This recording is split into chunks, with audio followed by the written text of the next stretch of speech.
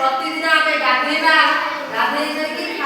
खाई कि आमे स्कूल प्रतिदिन आसीबा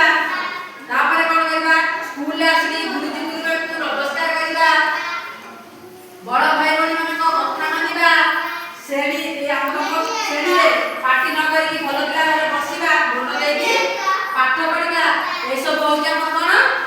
भलो अभ्यास